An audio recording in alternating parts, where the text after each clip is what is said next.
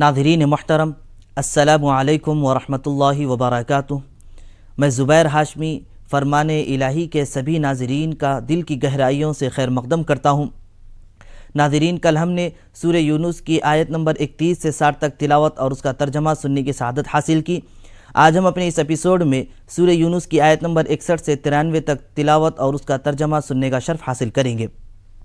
کل تلاوت کی گئی آیتوں میں یہ بتلایا گیا کہ قیامت کے دن ظلم کرنے والے لوگ جب اللہ کے عذاب کو دیکھیں گے تو اپنی ذلت و رسوائی کو چھپانا چاہیں گے، لیکن ان کی ذلت و رسوائی سب کے سامنے ظاہر کر دی جائے گی۔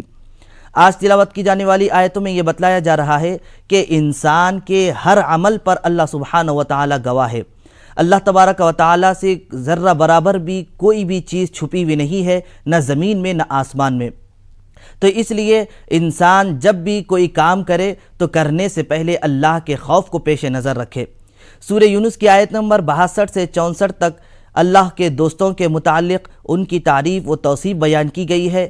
اولیاء اللہ یعنی اللہ کے دوست، اب یہ لوگ ایسے ہوتے ہیں جو اللہ اور اس کے رسول پاک صلی اللہ علیہ وسلم کے بتائے ہوئے طریقے سے زندگی گزارتے ہیں اور کبھی بھی اللہ اور اس کے رسول پاک صلی اللہ علیہ وسلم کے احکامات کے خلاف کام نہیں کرتے، اور ایسے بندوں سے اللہ سبحانہ و تعالیٰ تبھی تو محبت فرماتا ہے، اور اس کے بعد تمام آسمان و زمین میں رہنے والے ان اللہ والوں سے محبت کرتے ہیں، جیسا کہ بخاری شریف کی حدیث ہے 7485 اور مسلم شریف کی حدیث نمبر 2637 میں ان اللہ والوں کی دوستی کی فضیلت میں بیان کی گئی ہے۔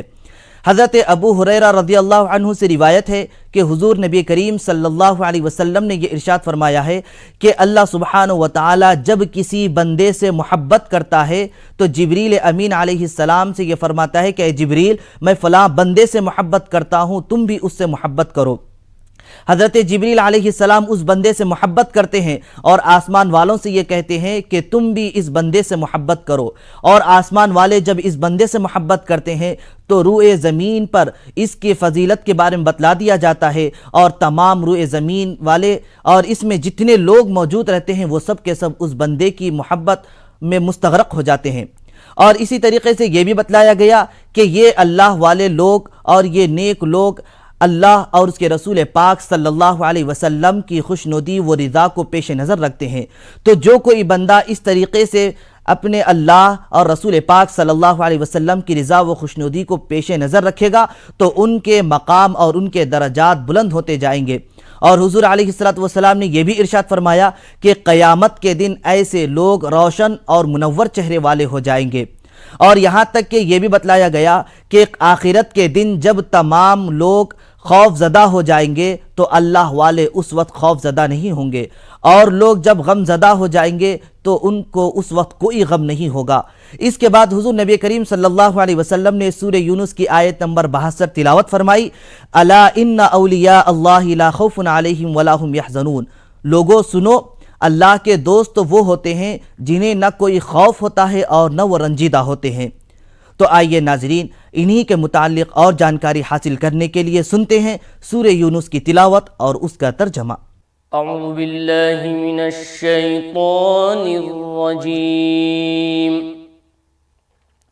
بسم اللہ الرحمن الرحیم۔ شروع کرتا ہوں اللہ کے نام سے جو بڑا مہربان نہایت رحم والا ہے۔ وما تكون في شأن وما تتلو منه من قرآن ولا تعملون من عمل إلا كنا عليكم شهودا إذ تفيضون فيه وما يعزب عن ربك من مثقال ذرة في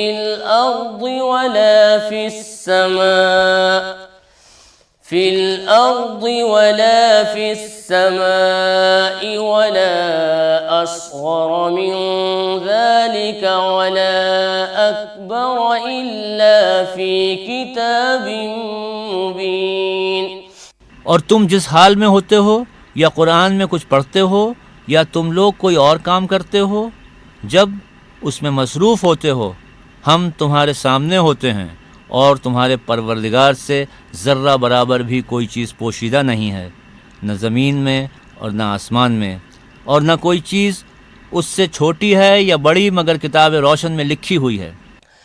ألا إن أولياء الله لا خوف عليهم ولا هم يحزنون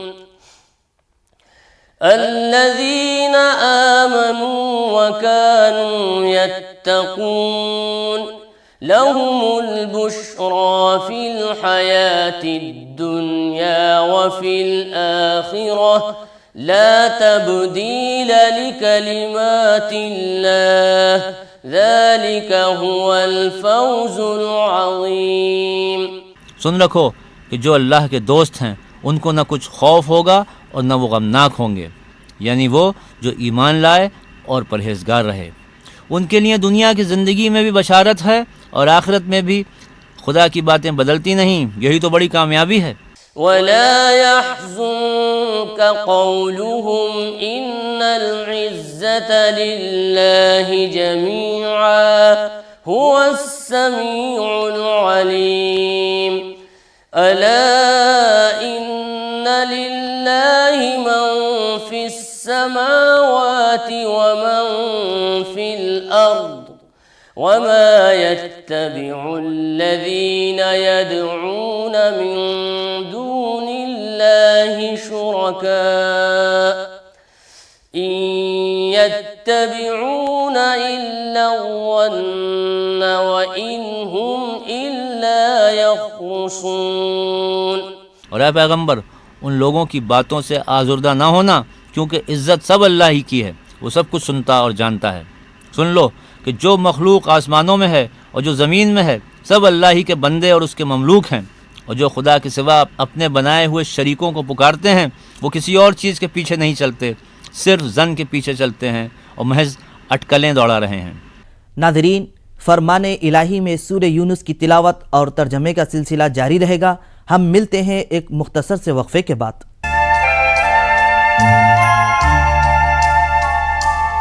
آپ سبھی ناظرین کا خیر مقدم ہے۔ ناظرین محترم، سورہ یونس کی آیت نمبر 71 میں حضرت نوح علیہ السلام کا ذکر کیا گیا، اور اسی طریقے سے آئندہ آنے والا سورہ یعنی سورہ ہود میں حضرت ہود علیہ السلام اور آپ کی قوم کا تفصیل کے ساتھ وہاں پر ذکر کیا گیا۔ سورہ یونس کی آیت نمبر 75 میں حضرت موسیٰ علیہ السلام، فرعون اور بنی اسرائیل کا بھی ذکر کیا گیا۔ اب قرآن مجید میں پچھلی امتوں کے واقعات اور ان کے حالات اور ان کو جو عذاب نازل کیا گیا ان کے گناہوں کی وجہ سے، تو یہ تمام چیزیں قرآن مجید میں اس لیے ذکر کیے گئے ہیں تاکہ اس کے ذریعے انسان اس کو پڑھے، سمجھے اور اس کے مطابق اپنی زندگی کو گزار سکیں، کیونکہ اب یہ بیان کرنے کا ایک مقصد یہ بھی ہے کہ انسان صحیح راستے پر گامزن رہے۔ تو آئیے ناظرین، اسی کے متعلق اور جانکاری حاصل کرنے کے لیے سنتے ہیں سورہ یونس کی تلاوت اور اس کا ترجمہ۔ هو الذي جعل لكم الليل لتسكنوا فيه والنهار مبصرا إن في ذلك لآيات لقوم يسمعون۔ وہی تو ہے جس نے تمہارے لیے رات بنائی تاکہ اس میں آرام کرو، اور روز روشن بنایا تاکہ اس میں کام کرو۔ جو لوگ مادہ سماعت رکھتے ہیں ان کے لیے ان میں نشانیاں ہیں۔ قالوا اتخذ الله ولدا سبحانه هو الغني له ما في السماوات وما في الأرض إن عندكم من سلطان بهذا أتقولون على الله ما لا تعلمون قل إن الذين يفترون على الله الكذب لا يفلحون۔ بعض لوگ کہتے ہیں کہ خدا نے بیٹا بنا لیا ہے، اس کی ذات اولاد سے پاک ہے اور وہ بے نیاز ہے. جو کچھ آسمانوں میں اور جو کچھ زمین میں ہے سب اسی کا ہے. اے افترا پرداز، تمہارے پاس اس قول محمل کی کوئی دلیل نہیں ہے. تم خدا کی نسبت ایسی بات کیوں کہتے ہو جو جانتے نہیں؟ کہہ دو کہ جو لوگ خدا پر جھوٹ باندھتے ہیں فلاح نہیں پائیں گے. متاع فی الدنیا ثم الینا مرجعهم ثم نذيقهم العذاب الشديد بما كانوا يكفرون. واتل عليهم نبأ نوح إذ قال لقومه يا قوم إن كان كبر عليكم مقامي وتذكيري بآيات الله فعلى الله توكلت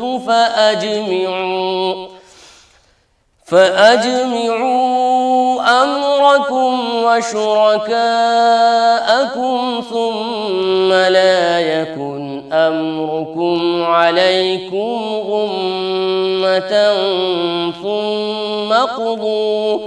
ثم قضوا إلي ولا تنظرون. ان کے لیے جو فائدے ہیں دنیا میں ہیں پھر ان کو ہماری ہی طرف لوٹ کر آنا ہے. اس وقت ہم ان کو عذاب شدید کے مزے چکھائیں گے کیونکہ کفر کی باتیں کیا کرتے تھے. اور ان کو نوح کا قصہ پڑھ کر سنا دو جب انہوں نے اپنی قوم سے کہا کہ اے قوم، اگر تم کو میرا تم میں رہنا اور اللہ کی آیتوں سے نصیحت کرنا ناگوار ہو تو میں اللہ پر بھروسہ رکھتا ہوں. تم اپنے شریکوں کے ساتھ مل کر ایک کام جو میرے بارے میں کرنا چاہو مقرر کر لو اور وہ تمہاری تمام جماعت کو معلوم ہو جائے اور کسی سے پوشیدہ نہ رہے. پھر وہ کام میرے حق میں کر گزرو اور مجھے مہلت نہ دو. فَإِن تَوَلَّيْتُمْ فَمَا سَأَلْتُكُم مِّنْ أَجْرٍ إِنْ أَجْرِيَ إِلَّا عَلَى اللَّهِ وَأُمِرْتُ أَنْ أَكُونَ مِنَ الْمُسْلِمِينَ. اور اگر تم نے منہ پھیر لیا تو تم جانتے ہو کہ میں نے تم سے کچھ معاوضہ نہیں مانگا. میرا معاوضہ تو اللہ کے ذمے ہے اور مجھے حکم ہوا ہے کہ میں فرما برداروں میں رہوں. فَكَذَّبُوهُ فَنَجَّيْنَاهُ وَمَن مَّعَهُ فِي الْفُلْكِ وَجَعَلْنَاهُمْ خَلَائِفَ وَأَغْرَقْنَا الَّذِينَ كَذَّبُوا بِآيَاتِنَا فانظر كيف كان عاقبة المنذرين. لیکن ان لوگوں نے ان کی تکذیب کی تو ہم نے ان کو اور جو لوگ ان کے ساتھ کشتی میں سوار تھے سب کو طوفان سے بچا لیا اور انہیں زمین میں خلیفہ بنا دیا. اور جن لوگوں نے ہماری آیتوں کو جھٹلایا ان کو غرق کر دیا. تو دیکھ لو کہ جو لوگ ڈرائے گئے تھے ان کا کیسا انجام ہوا. ثم بعثنا من بعده رسلا إلى قومهم فجاءوهم بالبينات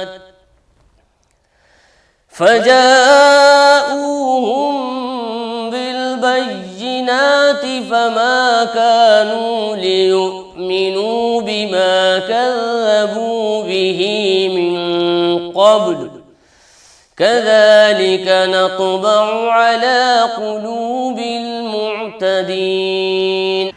پھر نوح کے بعد ہم نے اور پیغمبر اپنی اپنی قوم کی طرف بھیجے تو وہ ان کے پاس کھلی نشانیاں لے کر آئے مگر وہ لوگ ایسے نہ تھے کہ جس چیز کی پہلے تکذیب کر چکے تھے اس پر ایمان لے آتے. اسی طرح ہم زیادتی کرنے والوں کے دلوں پر مہر لگا دیتے ہیں. تلاوت اور ترجمے کا تسلسل جاری رہے گا. ہم یہاں ملتے ہیں ایک چھوٹے سے وقفے کے بعد.